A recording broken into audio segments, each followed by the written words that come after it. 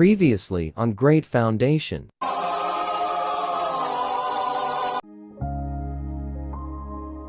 the earth is one that orbits around the sun.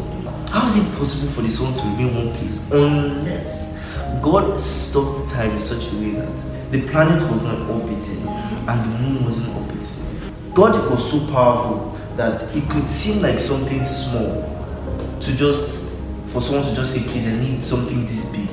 But then he was able to do it as if it was nothing. Actually stopped a planet from orbiting. And we're talking about power. And I get the reason behind the title. Stop time. Exactly. The next one is hot oven. Me, I'm hot. Hot, like a heat. Yes. What's the passage?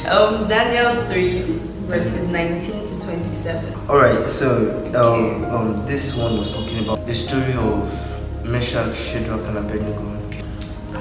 You know the story, right? So now there's one emphasis that I had to lay on that made me think of the topic I dropped. It was the story of King Nebuchadnezzar. Yeah? He had already set this particular statue. Everyone should worship it when a particular sound comes on. Those three men refused to do that. That was Meshach, Shadrach, and Abednego. Apparently, they raised the matter up. They faced the king. They even asked, are you telling me you won't do this? Okay, I'll give you one more chance. This music will come on. You will worship the statue. They refused, and they were like, if it is God's will for us to die, we will die. But if it's God's will to save us, we'll be saved. So now, this is where the drill comes in. The king got so angry. The punishment he wanted to give those three men was that they were going to throw them into the burning furnace. Yeah. He ordered them to increase the fire in the furnace. Yes. He ordered mighty men, mighty gods. That was what the Bible described them to be, mighty men in quote.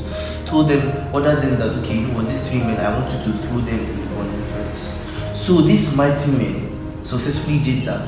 But the Bible records that because of the heat of the oven, because of the heat of the furnace, the mighty men that did not even reach close to the furnace got burnt alive. So they actually died. But the men that they threw inside did not even get hurt at all. So it's when I went through that passage, it was really, I don't know, I couldn't get that thing out of my mind. The fact that just a distance between them and the burning furnace consumed them, but then God's children inside were not even harmed at all. They came out, their hair, their clothing, their skin, it was still intact. So hot like an oven, like a heater, but then it still did not affect them that were in them because children of God. Exactly. Good night. The next one is the most supernatural death ever. What's the Bible passage? Genesis 19 verse 26. Most intriguing and supernatural death ever recorded in the Bible is when God turned Lot's wife to a pillar of salt. I cannot fathom how human flesh, God just she turned to sodium chloride. Different thing. This pillar of salt of this lady is still where it has been. So imagine that type of occurrence. There's still proof of it. That's why sometimes when people will be like, oh, what proof do we have? What has your God laid down? I would even not want to argue. I'll just say this world because there would have not been a creation without a creator. The whole fact that God would just turn, because it's scientifically crazy, God could just turn flesh into a composition of sodium chloride. That is salt. It's out of this world. God is actually powerful. Yes. The last one here is Jesus was a hidden. Just say it. Jesus was a hidden leaf shinobi. What has anime done? Matthew 14 verse 25. Okay. Now that passage was talking about when Christ was walking on water. Now I'll explain why I gave that title for this occurrence. My favorite anime is Naruto. Fine, I accept, because this one is also based on Naruto.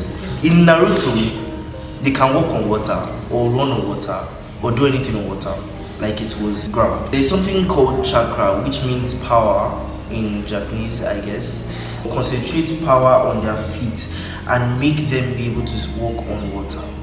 Naruto, not everybody could do it unless you were a trained shinobi. It's like Jesus had that ability because he was able to approach his disciples walking on water. And you know the funny thing, if you go further, Peter was just like, if you can do it, I can do it now. So Christ, you know what? Prove to me that this thing is real. Call me to come and meet you, and I'll come and meet you. And Christ was like, okay, come.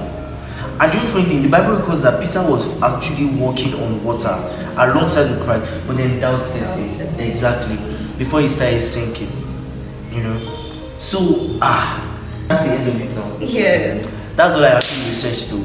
But with these few points of mine, we have come to understand the power of God. God is actually powerful. God is the most powerful thing. And remember, now this is supposed to build your confidence. I hope it does. You are a child of this God we have been discussing about. We are made in His own image.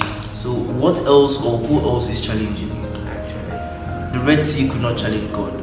The prophets of Baal could not challenge God. Remember, you know, there have been other occurrences that's happened that God defined them and twisted them and manipulated them with ease. I mean, God created the world by just spoken word. yeah, actually. And you are his child. You are his child. So this is supposed to build your confidence. So I hope after this video you'd have more pride in owning who you are.